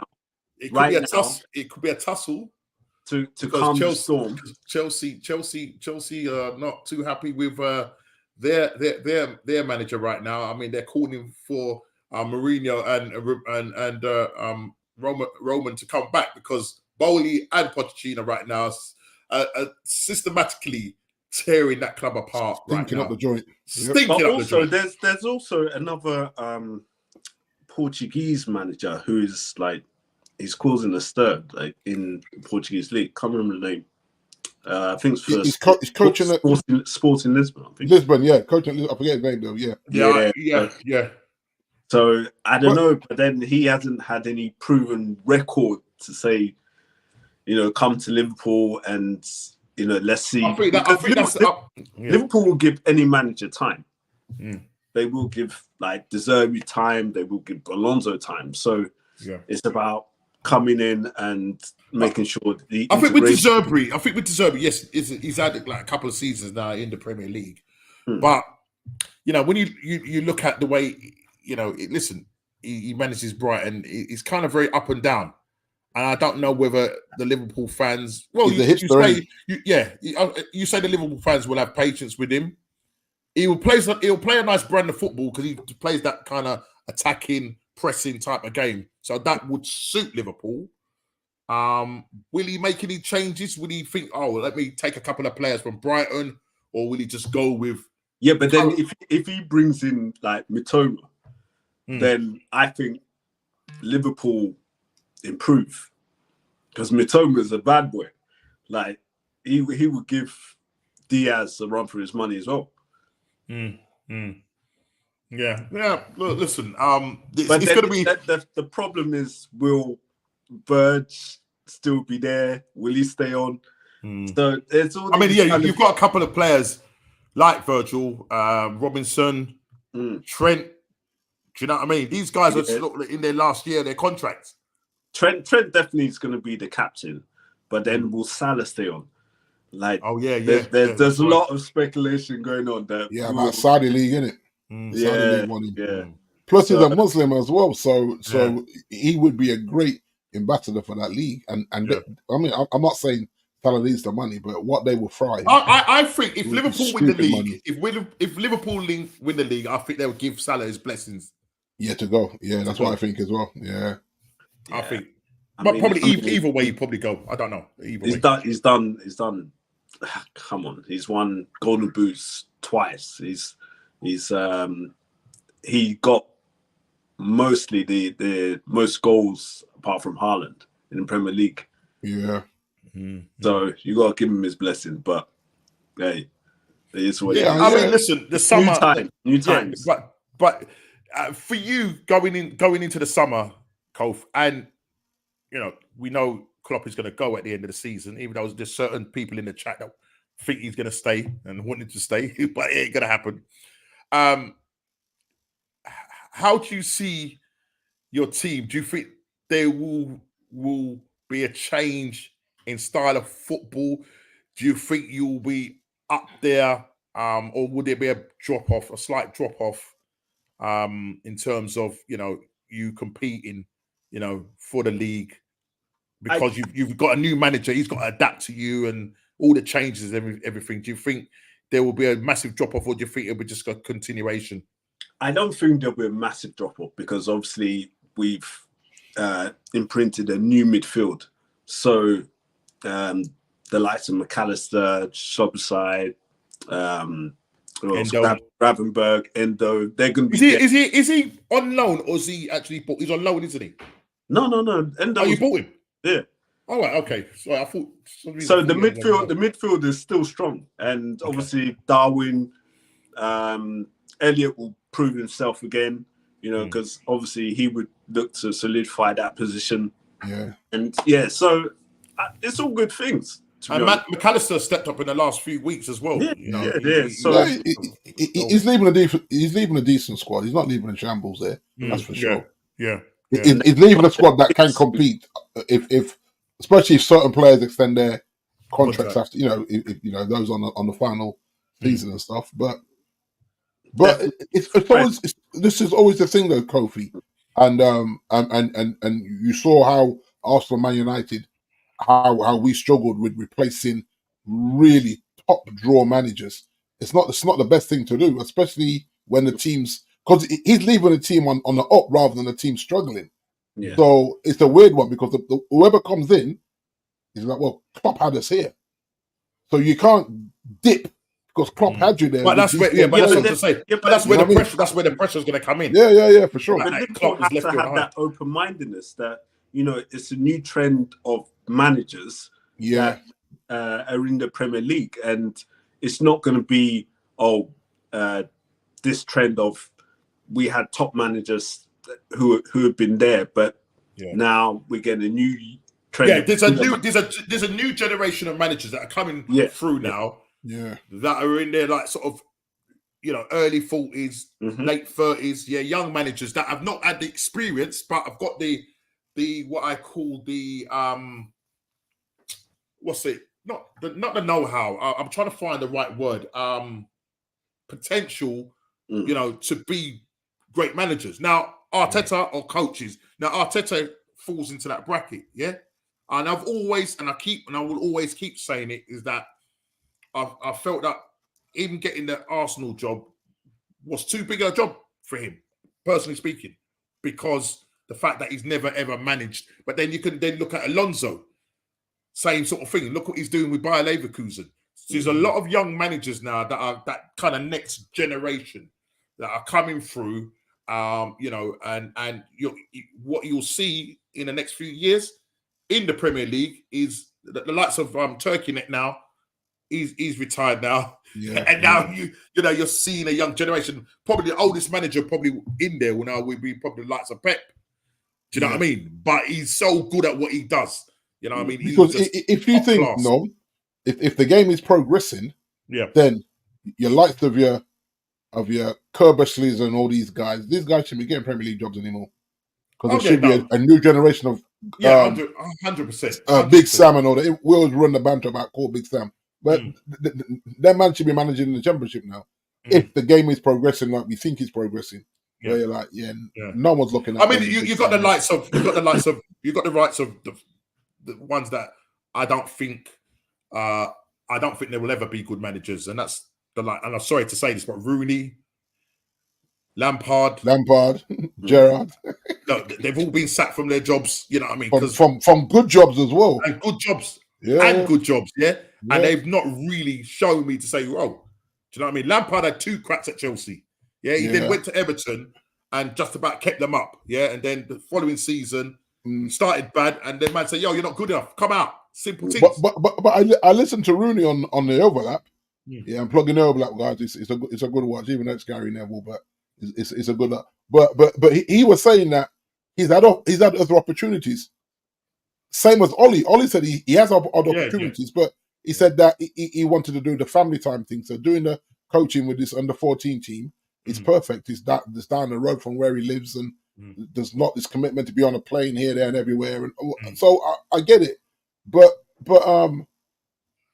and I think until you put yourself in the manager's role where it really is 24/7, and you got to almost park the bus with your family, for a better use of a word, which is not the right thing to do. But you find that they've got to be so switched on because the media doesn't let up, and so I get it. But then there's some point where you got to have some self-awareness to say, maybe I'll just stay as a pundit. You know, I ain't really that good. Like Gary Neville admitted it. He went to Valencia, had an absolute train crash. But then said, I'm a good pundit. I'm staying here. You've got the desire to be a manager. Yeah. You know, you've had that experience of playing the game, and you can see on like the strategic side. Then why not? And most of these young guys, they got time to learn their trade. Like the Premier League is too quick to throw them in the deep end, and then they're suffering. So if they're going out to different leagues, if like say for instance Gerrard decides, you know what, he's had enough of Saudi and he goes to probably Italy to manage a club, then even the Championship, Cove. Even the Championship, go in the Championship that's more experience. And cut your teeth, because it's brutal in there. More games, more injuries, more politics. Go there, and then if you get a Championship team up, then it's like, yo, we got a Championship team up. There's a little bit more respect there, rather than you just saying, why can't the Premier League give the likes of Sol Campbell a chance? Like he's been You know, he's been asking, like, just give me an opportunity. But they just want to put him in the deep end at a lower league club. Yeah. But that's the problem. I mean, listen, I think he was managing, I think he had given a job, I think it was Notts County. Notts County, yeah, that's right. Yeah, and I can't remember, it was another club that he was managing, but I think on both of those occasions he didn't get sacked. I think he just walked away from it. Yeah, I don't think he was getting the backing, so I don't think Sol Campbell has actually been sacked from a job. You know what I mean? So he hasn't got it on his resume. If you look at the older managers, guys, it's only mans like Don Carlo that you just say, "Yo, listen, Don Carlo, man, come in and stay with the ship," because he's that good. Yeah. Everybody else, it's like, nah, just get one of these hipsters in. Get these young generation with the right coaches. You got what's the guy who used to manage Chelsea? He manages Lazio now. Smokes a little cigarettes. Villas-Boas. Yeah, no, not Villas-Boas. Conte. No, not Conte. Remember when he was having the guy for staying in goal. Oh, sorry. Yeah. Sorry, yeah. So he manages Lazio. He's managing Lazio. So you know what I mean, but you are finding now that there's a lot of young managers out there now, cutting their trade. It's a weird pull, and you see like how Liverpool looking for a manager, and they're saying that Man United and Chelsea ain't sure about their managers. Like, you can't snooze if you're gonna swing the axe. That's what I said to Jason earlier. If Ten Hag isn't the man, and Ineos have already said, yeah, we can't go forward with this guy. Don't wait till the summer, because they'll all be gone in the summer. And then you're going to be stuck with a manager that you didn't really want. So for me, it's like... But that noise around Zidane seems to have quietened down now. You know what I mean? Like, Zidane ain't coming to United to do no rebuild. That's not his cup of tea. I think he's waiting for the France job, Norm. I think he's waiting for the French job. Yeah, I don't think he's coming. Yeah, listen, let's move on to Man United. Do we have to, Norm? Do we have to? Yes, we do. We do. We do. Listen, boy. I titled this one "Rashford Spectacular," only to end in vain. We knew it was coming. Now, listen. D, I don't know if you want to sort of take up this. Listen, Rashford came out. I don't know to what press or what publication, talking about how he's not the player or person that people think he is. He's loyal to the club. He turned down offers. He could have gone to here. He could have done this. He could have done that. Blah, blah, blah, yada, yada, yada, yada. And you're thinking, D said, bro, you need to back up what you're saying. You need to back up what you're saying. And then he goes on there. Fantastic goal. Absolutely fantastic goal. Couldn't believe it, mate. You know what I mean? I think, was it first 10 minutes, was it? 10 minutes or so. Yeah, first Something 10 minutes like or so. Fantastic goal. Ball laid off from Bruno, and he cracks it in the top bins. Fantastic goal. Talk to me, D. And then after that goal, what did he offer? Going into the 95th minute, 96th minute? Nothing, Norms. No, the thing is, he got taken off, didn't he? Yeah, because he wasn't offering anything. Yeah. And this is really my thing, is that he doesn't want to play. He doesn't want to. And you heard Wayne really speak about this. He said, "Listen, when the gaffer says, I need you to slot in here because of injuries, just yes, gaffer. Not, but gaffer, I prefer to play on the left. No one's trying to hear that when you're on 300 grand a week. So what? So this is his fifth goal in 27 league games on 300 and whatever grand a week. I don't care. It was a worldy, absolutely beautiful goal. And like I said, I think I said earlier that if he has that shot 10 times, he may score it twice. He's not beating a goalkeeper like that on like 8 out of 10 times from there. So I look at that and say, here we are again, Moments FC. And someone in my other chat said, "Oh, D, Rashford's poked the bear now. You're not going to get slapped, right?" And we pretty much chase shadows for the rest of the game. Yep. Like and someone, another guy on the other channel, like I said, I'd like to see Ericsson just get a role in the 10, just playing 1 or 2 games in the 10. He ain't got the legs, but someone to put their foot on the ball and just bring some composure to the game. We literally couldn't keep the ball for more than a minute 30, if that. How are you expect to compete with City if you can't keep the ball at any period of the game? So I never got psyched by the Rashford goal because I thought, one, it's probably too early in the game. Yeah. Two, we've poked the bear, and it's Pep. Pep wasn't going to let us go there and get a result. He wasn't, and that's not knocking my team's desire, but my team's understanding is that we don't have enough technical players to compete against City. And so I always said, if I would take a point, every time I go to City now, with this current team, I'm saying, I'll take a point, which is really sad.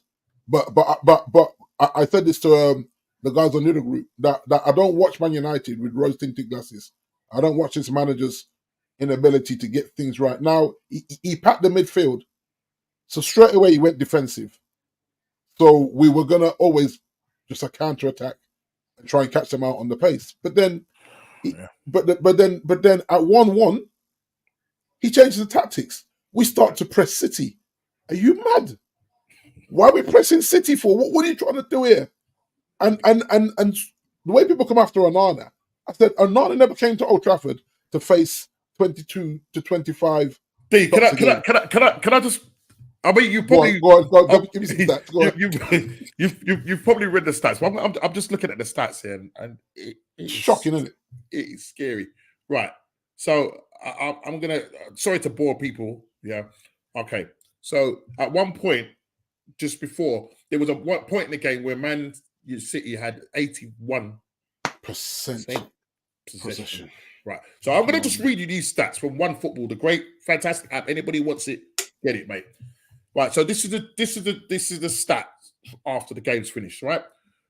Man City had 72.9%. That was the final stat, balance of the game, yeah. The balance of the game to Man United's 27.1%. Come on, man. Jules won, 45 to Man United's 54. Errol Jules won 47, Man United 52.6, okay? Offside, City didn't have no offside. There was one offside for Man United. Corners, D. Man City had 50. This just shows how much they were kept in your box. They had 15 corners to your 2. Wow. Right? Okay. No, I think we had 2 shots on target, right? I'm coming to that, bro.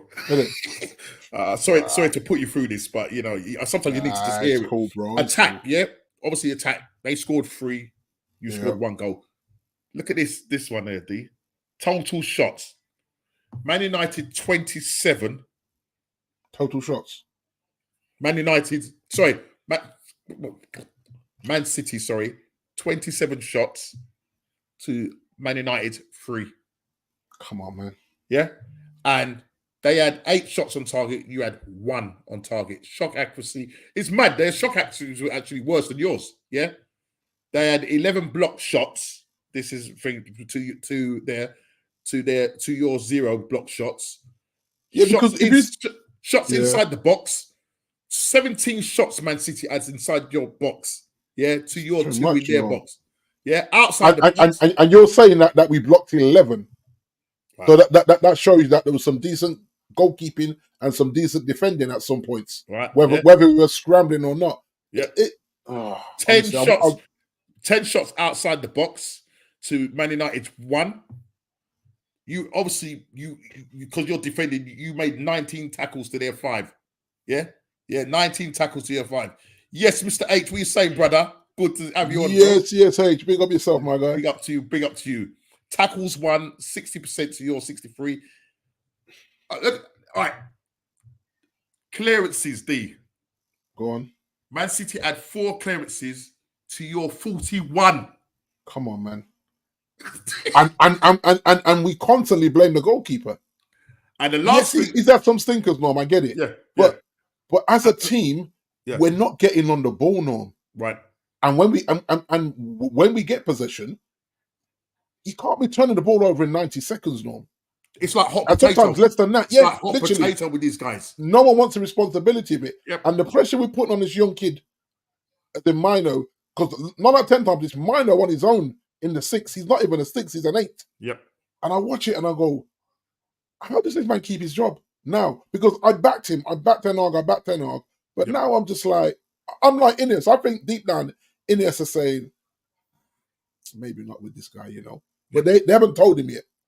When you watch the Sujim interview, not one time did he get drawn on the manager. He never called his name out one time, which was very smart. He's a great politician, I thought, in that interview. But I look at it and say, this is the derby. Roy Keane keeps saying it. It's the derby. Yeah. Throw the form out the window. Yeah. Have a bit of pride for your city to say, the city cannot be blue tonight. Let's get a point there.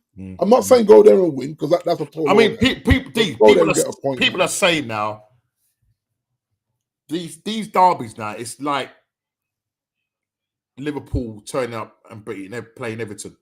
Yeah, they know who's going to win it now. Yeah, this thing of Ferguson saying those noisy neighbours down the road, that's long gone. Yeah. I just want to finish with this last stat. Man City had 801 passes to your 305. Come on, man. And this is the thing, right? The manager will try and convince us, and the top Reds, whoever they are, the guys that go every week, so they think that because they go every week, then there's no fans in the world like them. Okay, keep telling yourself that. But this is the truth, right? He will go up there and spill the narrative that we competed in that game. At no point did Pep feel he was going to lose that game. Even with Haaland having a couple of those sitters, he knew he got the best number 10 or whatever it is in the league right now, Phil Foden. Yep. He actually said it. He said, Phil Foden, head and shoulders right now. Right. So with Phil Foden in the team, I'm not even worried. I got Phil Foden, guys. Why would I be worried? And I looked at that and I just thought, we got to compete. And at 1-0, like, don't park the bus at 1-0 up, but don't be reckless at the same time. And then as soon as Foden scored, he just changed his tactics on him. He's telling him to go press the ball against City. Come on, man. You know what? The crazy thing about it, D, I mean, when you look at that first half, they had a bit of shape about them. Yeah, they were containing them. And as you said, I think with Rashford scoring that goal so early, I don't think it was a kind of case of Man City were rattled. Some people said, they were rattled. Nah, they weren't rattled. As some people said, they were angry. The beer was. He had the space to get that shot off, but they weren't rattled. Did they go? They went in half time. Did they go in half time at 1-0? They did, didn't they? Yeah. Right. Yeah, yes, they did. They did. Yeah. And I mean, I don't know. I mean, what would you do if you're Ten Hag, right? And you know your side, yeah. But if you was managing Man United now, what would you say to them come second half? What would you say to them with the fact that it's the Manchester derby, you're winning 1-0, yeah? You're not going to beat them in terms of trying to play football because the way you beat Man City is to let them have the ball. Yeah, yes, it's going to be difficult to get them off them, but because they play that high line. And I think this is where you could, in that first half, Rashford, long ball over top. It goes down too easy with Walker. There was another one where he had an air shot. The ball comes across, he misses it completely. You make that 2-3-0, yeah? No. Then you play. Listen, Ollie went there and when he was managing and won. Because twice, I think. Twice. Yeah. Because and so it's not like it's impossible. Exactly. It's not like it's impossible. And sometimes, and this is the thing, because he's hinted a lot that the players are not the players not doing what I'm asking them. I don't know how true this is, but he hints it a lot when we become a shambles, that it's not what we worked on in the training ground. It's not this, it's not that. I'm saying, are you just saying that, or is this fact that they're ignoring you because they're trying to get you fired? Because we've seen this before. Let's not kid ourselves. These guys know how to get a manager fired. And why is he saying in his post-match conference that the game was quite close? Close where? That's what I'm saying. Close where? And I think what game is this guy watching? This is the spirit of delusion that he tells himself, that in his eyes he thought we competed. Because if you take the Rashford goal out the equation, you see how loose we are with the ball. Garnacho running into blind alleys, Rashford running into blind alleys, throwing himself on the ground. I mean, I watched that Edison thing, 4 or 5 times. Edison gets the ball clean.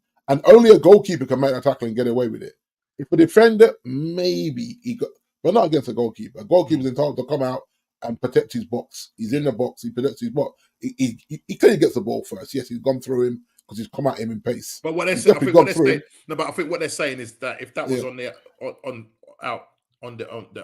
outfield, then yeah, that's what I'm saying. If the goalkeeper doesn't do that, then maybe there's a 50-50 there. But the goalkeeper's got every right to come out and defend. He's a goalkeeper. He's defending his box. But Rashford was looking for it.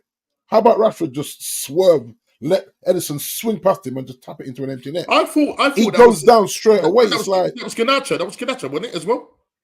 Well, yeah, the both of them had it. Garnacho had one. Rashford had one. I only saw the Garnacho one. Rashford had one again, and hands in the air. And I'm saying, Marcus, just because you scored the worldie, it doesn't mean that you can just sign up for the day. You're still at work, my guy. And I think that's why he pulled him in the end. But then pulling Rashford didn't help. He was saying that he was carrying an injury or something. So I don't know. See, he said this after the game. Our players went out there and put the lines. Like I'm saying, don't play injured players. Again, you've got injuries, and you say, "Oh, go and do a job for me." Now, Rashford's not that kind of guy. Because I'm hearing that Rashford didn't even want the captaincy when it was kind of hinted at him. Like, yeah, you've been here a long time, Marcus. So, you don't want the pressure of that. You just want the money. You don't want the pressure of the job. In any walk of life, when someone's paying you a lot of money, it comes with pressure, Norms. It does. You got to perform because every year I'm dropping you whatever. I'm dropping you an 80 grand bonus every year. Put you on a nice little tidy salary there. Yeah. I need you to perform. I need you to stay late at least twice a week, 3 times a week. Man City completely. Shows what we are up against in the running. Yeah, and the thing is, Craig, you can't put us in that equation because we're nowhere near Arsenal, Liverpool, or Man City. So what they did to us is expected in my book because we'll go to Sheffield and struggle to beat them 1-0, and I just watch him and dismantle them in the first half. We're not doing that for some reason. Yeah. And yes, our only striker. Since when have Man United had to have one striker? In any period of Man United history, our one striker is injured. Our 21-year-old Dega striker is injured. Come on, man. It's quite damning shambles when you look at where Man United are in terms of. Listen, I know both our clubs have fallen off a cliff, yeah, but it just looks like Man United have got out the chasm, yeah. Now, years gone by, yeah. I just said you're playing for the badge, right. Whether you're playing at home or away. I was listening to a podcast. What you got to understand is right. Man United were winning everything. So when that opportunity came, them days when Man City were in the Premier League, and if you play them in a cup game or whatever, that was their cup game. Yeah, right. That was their cup game. They're going to play the best football they can. Most times they lose it. If I say to you now, D, last season, maybe the season before, even if you say, bro, we're playing at home, you have no confidence in your side. No. It's not like, oh my gosh. I mean, okay, under Oli, yeah, I think when I watched those 2 games, he kind of shocked me. Yeah, but he had a system right in terms of how he played. One thing he said in that overlap, yeah, like, and this is where the problem comes because he wanted certain players. He could have had mans like Declan Rice. Yeah. He could have mans like Højlund. Right? Yeah. For 20 million euros. 20 million euros. And the club turned around and said to him, we finished our what you call it on him? Our scouting. Our scouting on him, yeah? And we don't need him. But this is the thing though, Norm. Ollie managed him for 18 months before he went to Salzburg. Right. And it's like, hold on. No, manage this kid. Trust me, this kid's got what it takes to be a Man United player. Yeah. And he's like basically inside trading. He said, listen, 20 million euros. Get him. He changed to you, man. Even if it don't work out, it's 20 million euros. And we did not pull the trigger, bro. It's like, so a man that won you one of the most iconic Champions Leagues in 99 is coaching a kid and he's telling you, this kid's better than me. And that's why he's telling you this kid's better than me, and he's 20 million euros. It's pocket change. Jude Bellingham. I'll convince his dad. Jude Bellingham. having a tour. Yeah, did the tour and he saw I busted the training ground. So you Jude see, said, "Nah, bro, go to Spain." All these possibilities, all these potential. Yeah. So imagine now Haaland, Bellingham, and Rice. You imagine having them three. Oh, and now you're left with a broken squad, broken culture that Ineos needs to, which I think eventually he will change and turn around. It's going to take time, and the Man United fans have to be patient when it comes to this, because he's talking about. Now, it could be tongue-in-cheek. I don't know if he's really serious about saying, listen, I want to knock. It's good that he's thinking like, you know what? I need to get back to where we was and knock them noisy neighbours off their perch. Right. Whether it will happen or not, I don't know. But there's a lot of a massive, massive rebuild that needs to be done by Man United, because the money that you've spent, you spent the most in terms of, you know what I mean? Near term. And he's been backed as well. There's a narrative there that he hasn't got his players, but 400 million tells me that he spent money. Yeah. Right. Yes, he's still got some of that deadwood, for a better use of a word, which has kept him in a job. You remember when I say deadwood, he's talking about Maguire and McTominay. I think both of them players this season have kept him in a job, Norm. So I look at that and say, no, you can't spend 400 mil. Like, give what's his name? Burnley. Give Vincent Kompany 400 mil. And see if he ain't stinking a joint up like what we're doing. He's not, Norms. He's not. Because he's learned enough from Pep to know, one, how to purchase. You have to remember, this was something Ollie revealed about doing the transfers. We always say, why do our transfers take so long? Ollie says there's like 3 or 4 levels to go through. Wow. Rather than the manager, the head scout, and the owners. That's it. Just you three in a room, right? We're identifying Normski, we're identifying Chile, we're identifying Kofi. There are 3 men for the summer, right? What's realistic? You can get Normski and Kofi. To get Chile, that might stretch your budget. You have to go someone a bit lower than Chile in terms of skill. So when Ollie was revealing it, like I said to Jason, it makes sense now, because we're always like, how are other teams just getting players over the line and we're taking 5-6 weeks to get a deal done? That's near enough the whole window done. Then we have a panic buy at the end of the window. How often have we had a panic buy, Norm, in the last 10 years? Literally every season there's a panic buy, because it's taking so long to get the main guy over the thing. And then when Ollie was revealing it, and I actually respect Ollie more, actually, because I liked how he chat the business without exposing. Like, he wasn't calling too many names there. That's right. He was letting you know. Yeah, these are all the challenges. Did he kind of hint at who was leaking? No, but he talked about the leak. I know he talked about it. Yeah, he said, certain players, and he did say, I'm not going to call any names, but he said, but he knew who was leaking. He knew. Ollie knew. Yeah, because he kind of said in the article that I was reading is that the leaks would happen, and the reason why the leaks would happen is because he had a big squad.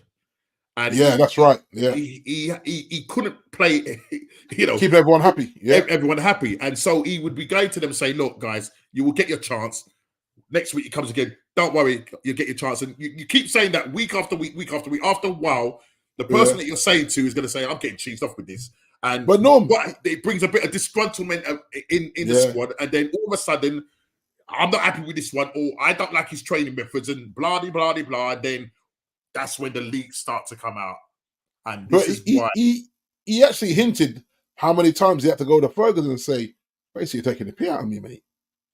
Like he should be starting over me, and he said that Alex would give him a reason, and Roy Keane kept saying, "And you like a mug believed him."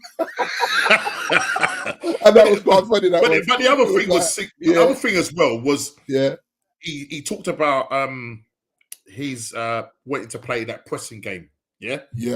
And he had like Cavani, as old as Cavani was, man could press. Yeah, he was decent at that. Dan Williams, who Dan James, sorry. Dan James, because what happened? A certain man, Sue, decided that he was going to come in, and he was quite polite with it, D, because he sort of said, "Well, look, without the ball, Ronaldo is not going to be your man to do what we needed to do in terms of our pressing game. Right. Yeah?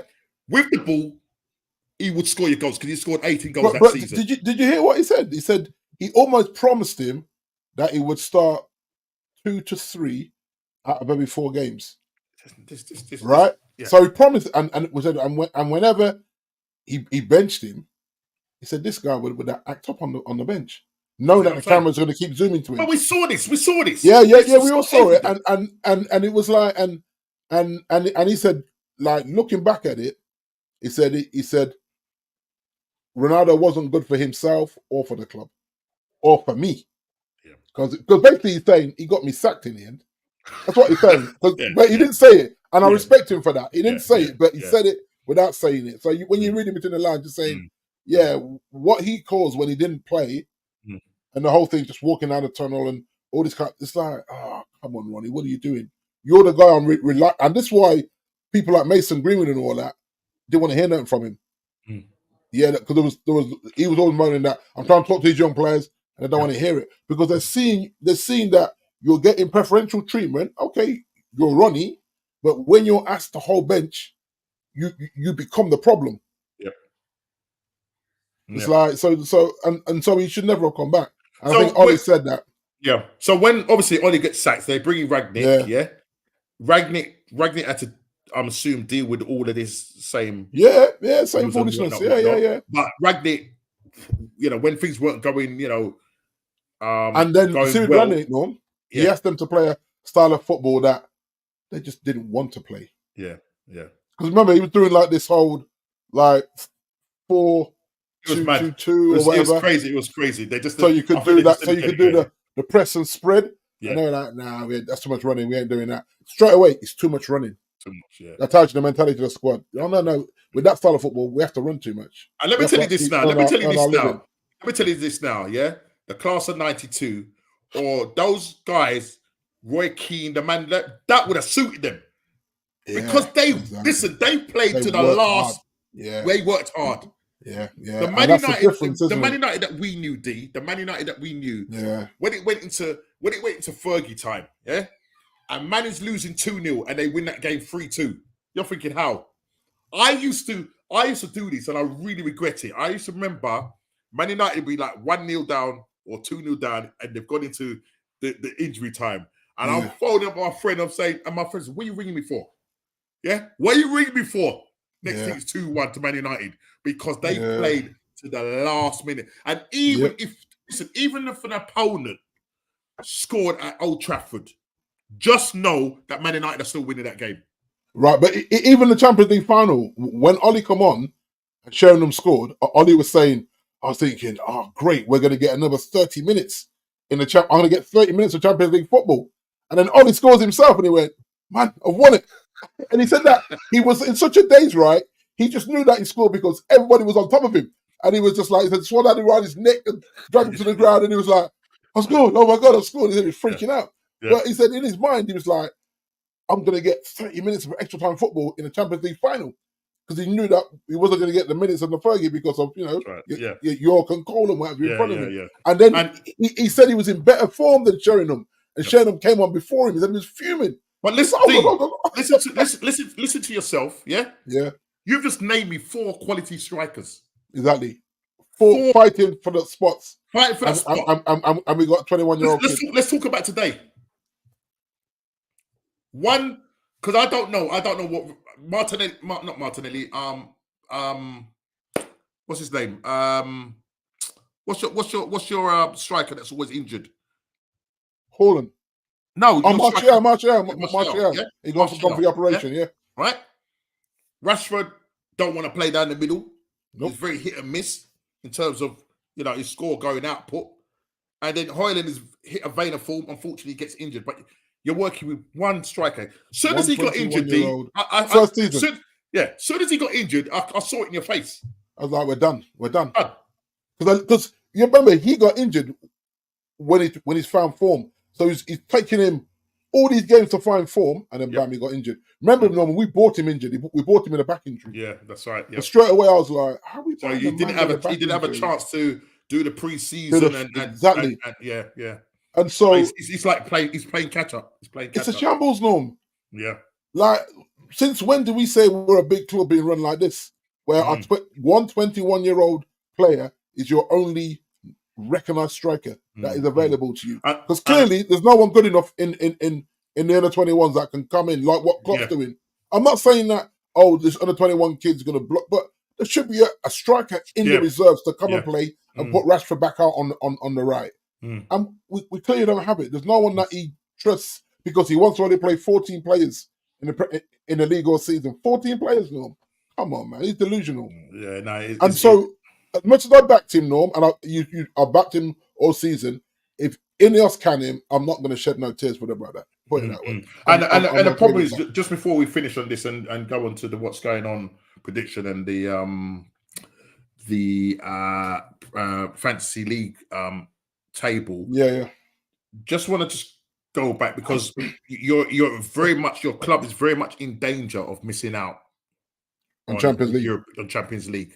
Yeah, that 5th spot is looking precariously because Tottenham have got a game in hand on you. Yeah, they just won their game against Crystal Palace, coming from behind and winning in the last 10 minutes or so, 3-1. No, that's what I would say. What does this mean? What does this mean for you? Big up sentiments. I haven't seen you for time, bro. Yeah, you said, my guy. Big up to you, brother. This is my thing with this, Norms, right? So Jim already come out and said for FFP and all this stuff for us to work for us, Champions League is a must. Right, but the problem is though, D, if you don't get I don't see how we do, Norm. Yeah, so minus what happens? 2 goal difference. Yeah, but if you don't get it, then because of FFP, that means your spending is limited. He has to sell. I know. As in, we have to reduce that wage bill to bring any players in. Any kind of decent player in. Now, it's important that you get that Dan Ashworth, and you've got the other guy, the one that's coming in, the Omar. Omar. I saw today that's done. He's there. Okay, that's cool, right? Yeah, apparently what I'm trying to say is you have to be. I think with Dan Ashworth coming in, if he's on garden leave at the moment, we understand. But you have to make sure you got to do like what Liverpool did when they sell their players, they get some good money. And both our clubs were notorious for not getting good money from our players. Who are you going to sell? Who are you going to sell to make money? Raise the funds to really compete next season? The only 2 we can sell, and they'd have to go to the Saudi league to raise good money, is Varane and Casemiro. That's it. Or Rashford to PSG. After that, I don't see who we sell to make great money. No, what we do is reduce the wage bill for sure. If just for argument's sake, Casemiro and Varane go to the Saudi league, Maguire goes to West Ham and becomes West Ham captain. Rashford goes to PSG. After that, Martial goes on a free. I don't know how I sell after that, no. That's the Anthony? truth. What about Anthony? Who's taking Anthony? He's on 200k a week, no. And that's the problem. Unless Anthony says, I need to play more, a fortnight with Ten Hag, he don't fancy me. I'll take a pay cut and go and play for someone. He ain't doing that because we've made him believe that 200 grand a week is him. He thinks he's that guy. He's not. He's a squad player at best. Yeah. So I look at that and say, only them 4 we can make money from. Rashford to PSG, Harry to West Ham, and Casemiro and Varane to the Saudi league.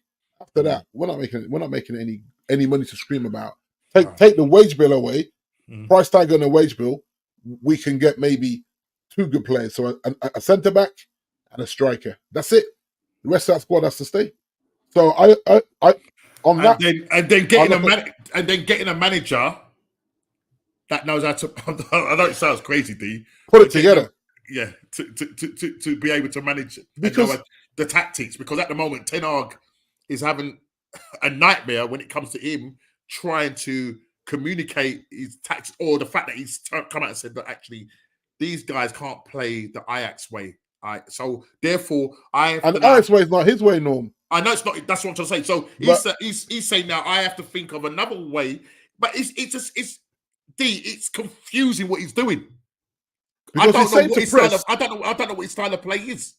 But this Norm, how do you press and counterattack it at the same time? It don't make any sense to me.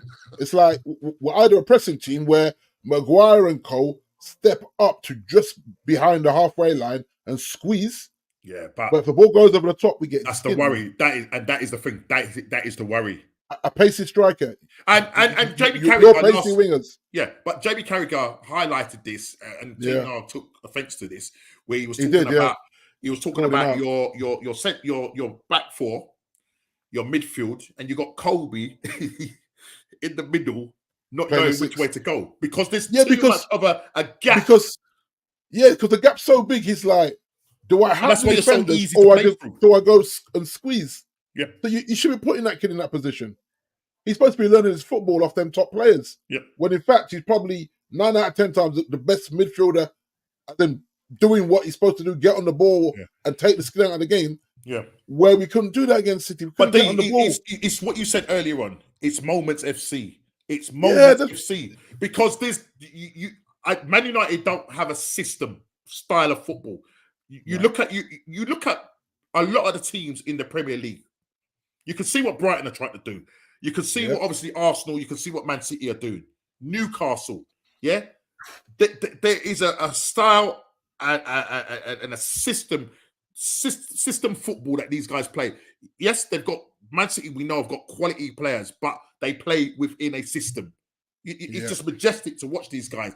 But it's like Man United. Listen, Man United individually have got good players. That you know what I mean, right? Individually, have got good players, but for some reason, when they come together to play as a team, it's just like they don't understand. I don't know what it is.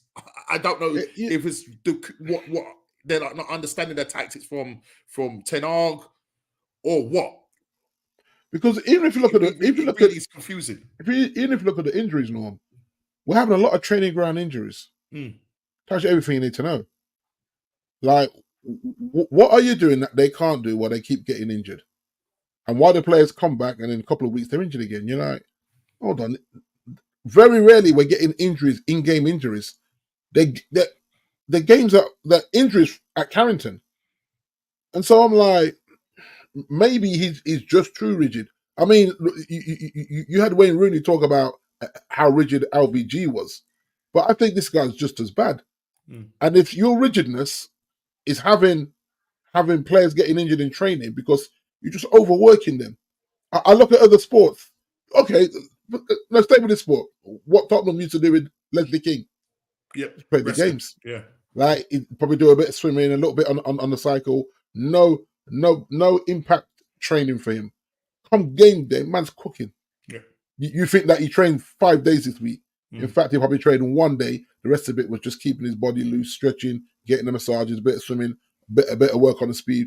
Come Saturday, man's handling his business as a defender. But I look at it. Yeah. If the players understand the system, you don't have to overtrain them. You've got to keep them fit. Yeah, it's like certain players, like you take someone like Hazard, for instance. He didn't train well, but come match day, same with Patrick Vieira. Apparently, he didn't train well, but come match day, they're a different animal. Yeah? I'm actually okay with that. Yeah. Like I remember in the basketball when they were talking to Kobe that rest his soul, and Kobe was saying Phil used to let Dennis Rodman go to Vegas and have a blowout, get out of his system, and they're like, Phil, wait, he said he's in Vegas. He said, nah, Phil, what do you mean? This is the playoffs. He said he'll be fine. Come back to the playoffs. This man pulling 25 rebounds in the game after balling out in Vegas for 2 nights. There you go. And so you look at it, and sports is, if you're talented and your body genetics is good, you don't have to overtrain and get these silly injuries. Yeah. And this is what he's not seeing. And I don't like the way he's managing this squad. And only wanting to play 14 in a squad of 25. That's alarming, isn't it? It's crazy. And those players that are sitting around twiddling their thumbs, you know what I mean? They're the ones leaking them. They're the ones that peed off and leaking, no, madness. Listen, let's move on to the quickly, because we're coming down now. The fantasy shout out, D. If you could just share that on there. and then once we do that, it's gonna be interesting. What's this? Varane can't play left centre back. Where is he playing now? He took Casemiro off to play more football, but Casemiro's pushing up like a 10. Yeah. There you go, Norm. You can click it over, Norm, or can I click it over? You can take it over. There you go. Right. So if you just fire away quickly with this. Right.